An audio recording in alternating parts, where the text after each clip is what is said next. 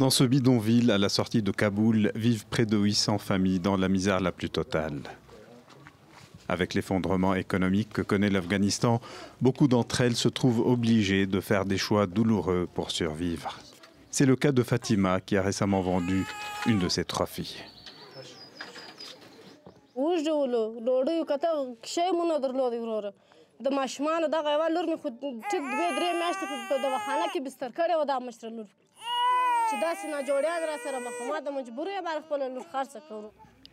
Âgée de 3 ans, le sort de Ferouza est déjà scellé. Elle rejoindra la maison de son futur beau-père à l'âge de 10 ans pour être mariée à l'un de ses fils.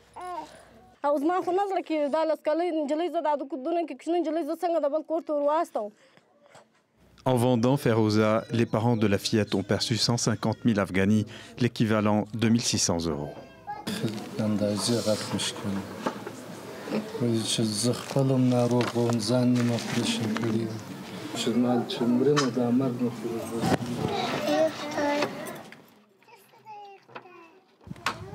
Le sort semble s'acharner sur ce père de famille qui a récemment perdu son travail de vendeur à la sauvette. Il affirme que la police des talibans a détruit son stand irrégulier.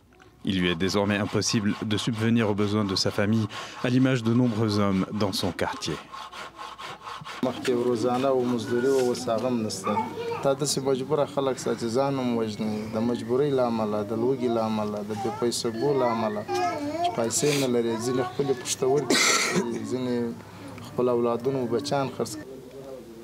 À quelques pas d'ici, une autre famille s'apprête à se séparer d'une de ses filles en la mariant de force à un membre d'une famille aisée.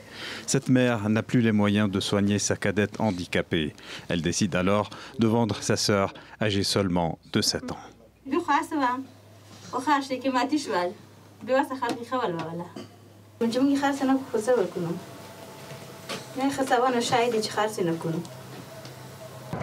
Le mariage forcé a de tout temps existé en Afghanistan. Selon un rapport de l'UNICEF publié en 2018, plus de 40% des femmes afghanes ont été mariées avant d'avoir atteint leur majorité.